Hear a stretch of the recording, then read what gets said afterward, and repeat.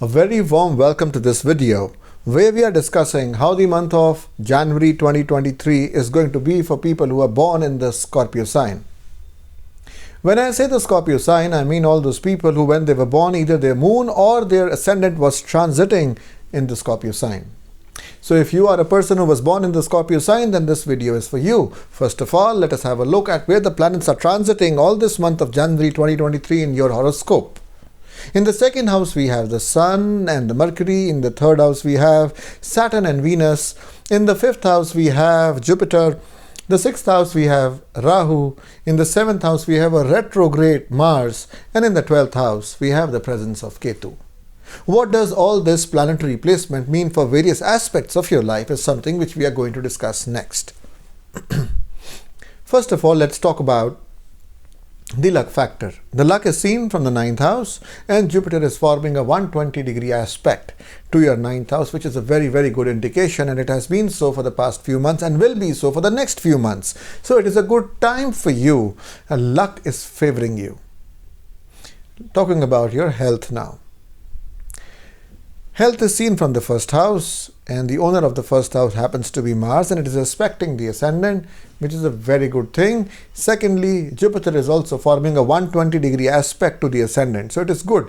The only worrying factor is Rahu in the 6th house is probably, might cause you some overthinking or poor digestion, not letting you eat food at the right kind of time.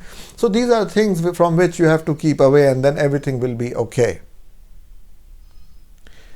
Now let's talk about your love life. Love is seen from this 5th house. And the owner of the 5th house is sitting in the 5th house. So there are new opportunities as far as your love life is concerned, and the love life is going to be harmonious. It has been so for the previous few months, and it is going to be so for the next few months as well. Moving on and talking about your marital relations now. The 7th lord is Venus, and Venus is comfortably placed with its friend Saturn in the 3rd house, and from the 22nd it will be in the 4th house of Aquarius, again with its friend Saturn. These are going to be good times, harmonious times. However, the presence of a retrograde Mars is a little worrisome, but not much in case there are some temper issues. If there are some arguments, then you can just do some mantras of Mars, Om Krang Kring Krong Sa Bhamaya Nama, and everything will boil down to a normal. Talking about your education now. Education is seen from the 5th house. 5th house is occupied by Jupiter, a comfortable Jupiter. So these are good times as far as education is concerned. If you were planning to take on some degree, it is a good time to do so. If you were planning to take some exams, again, it is a very good time to do so. Moving ahead and talking about your career prospects now. Career is seen from the 10th house, and the 10th lord is right now in the 2nd house along with Mercury.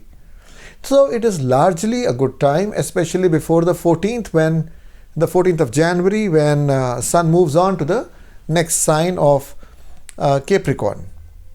So in case there were some important jobs for which you had to apply for or give an interview for, then better times are before the 14th of January. Next, let's talk about your business.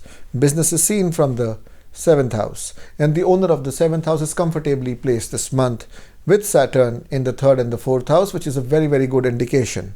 However, Mars forming a combination with Rahu is just indicative that you should not go in for a new opportunity right now, because there might be some level of deception involved in it. Apart from that, things are comfortable, things are smooth. And all this is subject to the planetary positions and their combinations in your birth chart. In the month of January 2023, the gods shower their choicest blessings on you. On the 13th of January, we have the festival of Lodi. On the 15th of January, we have Makar Sankranti. On the 21st, we have the Dev Pitri Karya Mauni, new moon or Amavas. On the 25th, we have Basant Panchami. And from the 22nd January, the Gupta Navratras are starting. Talking about the planetary changes which are happening this month. The first change is in Sun. Sun is going to enter the sign of Capricorn on the 14th of January. It is a very good day for fasting and for donations. Also, it marks the starting of Uttarayan, which is supposed to be the day of the Devas and the night of the Asuras. So these 6 months will be good as far as auspicious time for starting any new venture is concerned. Then we have Saturn entering in the sign of Aquarius on the 17th of January, and this happens after a period of 30 years. Saturn comes back to its home in Aquarius. Then we have Venus joining in Saturn in the sign of Aquarius on the 22nd of January, Mars getting direct in Taurus on the 12th of January, and Mercury also getting direct on the 18th of January in Sagittarius. The various planetary combos which are happening in this month are: first, the full moon, that means the opposition of the sun and the moon on the 6th of January, from where the waning half of the month will start till the time of the new moon, which happens on the 31st of January, from where the waxing half of the month is going to start. We have the very ominous Gaj Kesari Yoga, which is a combination of Moon and Jupiter on the 5th, 6th, 7th of January, again on the 13th, 14th, the 19th, the 20th, and the 25th, the 26th, and the 27th of January.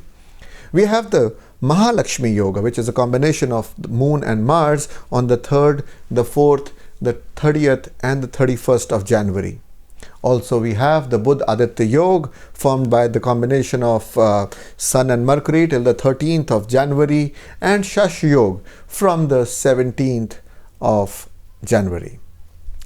Well, this is all I have you for the month of January 2023. However, do not forget to watch the videos on how Saturn is going to impact your life when it enters, after a period of 30 years, the sign of Aquarius.